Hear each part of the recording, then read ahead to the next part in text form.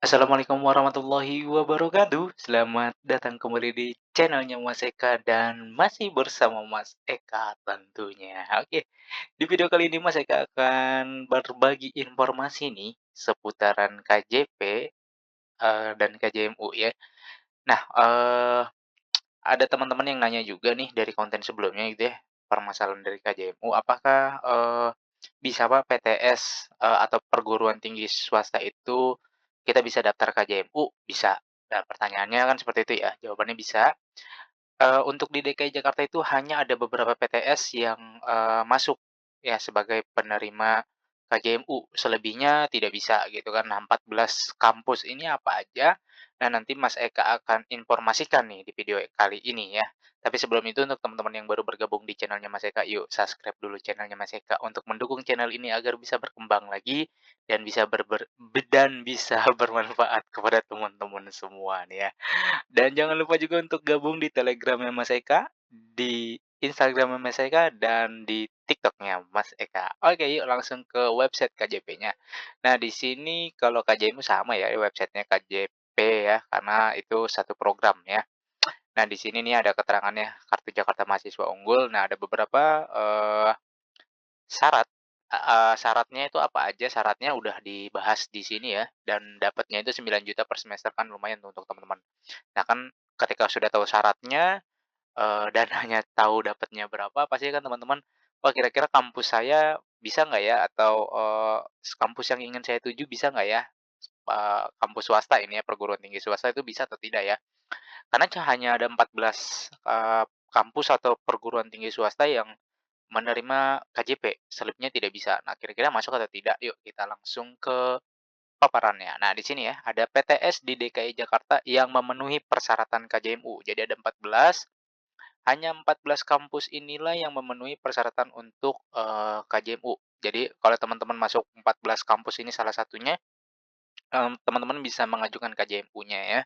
Karena ini sudah akreditasinya A kalau tidak salah ya. Nanti tinggal sesuai dengan prodinya atau jurusannya. Kalau jurusannya juga harus A, karena kan ketentuan di syarat yang kemarin sudah dibahas di sini nih ya, di video Mas Eka sebelumnya, itu sudah dijelaskan syaratnya prodinya harus A gitu ya. Kemudian kampusnya juga akreditasinya harus A gitu, minimal baik lah gitu.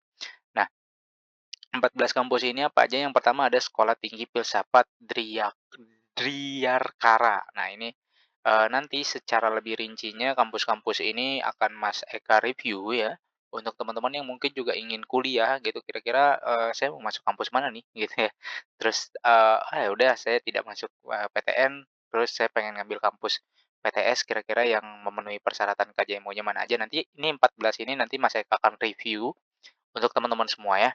Ini yang pertama adalah Sekolah Tinggi Filsafat Driarkara, dari namanya aja Sekolah Tinggi Filsafat ya, otomatis berarti ini, kayaknya lebih ke filsafatnya lebih banyak ya. Lebih banyak, penjurusan atau ilmunya ilmu filsafat nih di kampus ini, Sekolah Tinggi Filsafat ini. Kemudian yang kedua, Sekolah Tinggi Ilmu Ekonomi Trisakti. Ini udah jelas ya, berarti ini Sekolah Tinggi Ilmu Ekonomi berarti ya yang berbau-berbau dengan ekonomi ya. Kemudian di sini Sekolah Tinggi Manajemen PPM. Nah, di sini yang berbau-bau dengan manajemen silakan ya, teman-teman ingin mengambil, jurusan manajemen. Nah, di sini ada namanya Sekolah Tinggi Manajemen PPM. Kemudian Sekolah Tinggi Pariwisata Trisakti. Nah, untuk teman-teman yang hobi jalan-jalan, yang hobi traveling dan, masuk dalam ranah pariwisata gitu ya, itu silakan ya, bisa juga tuh, untuk masuk Sekolah Tinggi Pariwisata Trisakti, dan ini lumayan ya biaya kuliahnya, tapi kalau misalkan dapat dari KJMU kan ya lumayan lah, bisa ketolong gitu ya. Kemudian ada, wah ini terkenal, Universitas Bina Nusantara, nah BINUS nih, BINUS yang di, Semanggi, Semanggi apa?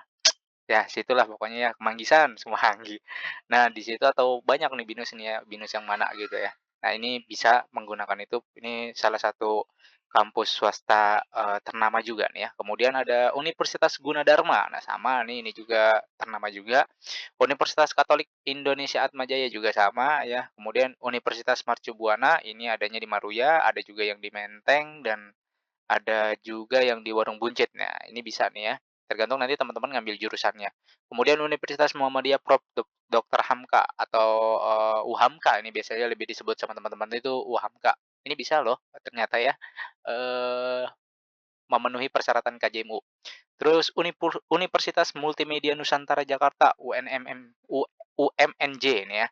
Nah, ini juga bisa nih kalau misalkan teman-teman yang suka desain atau segala macam yang berbau dengan multimedia bisa masuk di Universitas Multimedia Multimedia Nusantara Jakarta. Kemudian ada UNAS, Universitas Nasional ya, yang ini juga memenuhi persyaratan untuk KJMU, tinggal nanti teman-teman lihat dari jurusannya aja. Kemudian Universitas Pancasila juga sama, ini ada di Lenteng Agung sebelah sonoan dikit ya. Terus Universitas Tarumanagara ini ada di Grogol, dan Universitas Trisakti ini tetanggaan nih ya, kampusnya itu bisa ya. Nanti teman-teman tinggal, pilih jurusannya aja. Jurusannya juga harus, terakreditasi A. Jadi kan kampusnya terakreditasi A, prodinya juga harus terakreditasi A, sehingga nanti teman-teman bisa memenuhi persyaratan KJMU-nya. Dari 14 kampus ini nanti Mas Eka akan review satu-satu, ada, prodi apa aja, ada fakultas apa aja yang ada di, kampus ini. Terus kira-kira prodi atau fakultas mana yang memenuhi persyaratan ya. Karena misalkan Universitas Trisakti, terus teman-teman mau ngambil, teknik gitu atau teknik sipil atau teknik apalah gitu, ternyata akreditasinya, nggak A, itu juga nggak bisa. Jadi harus akreditasinya A. Jadi nanti teman-teman Mas Eka akan review 14 kampus ini, di konten selanjutnya, oke? Itu aja teman-teman informasi yang bisa Mas Eka sampaikan, mudah-mudahan informasi ini bisa bermanfaat kepada teman-teman semua. Seperti biasa nih, jika ada pertanyaan langsung saja tanya di kolom komentar ya. Jangan lupa untuk di-like, di-share, dan di-subscribe channelnya Mas Eka untuk mendukung channel ini agar bisa berkembang lagi. Oke, Mas Eka undur diri. Akhir kalam, wassalamualaikum warahmatullahi wabarakatuh.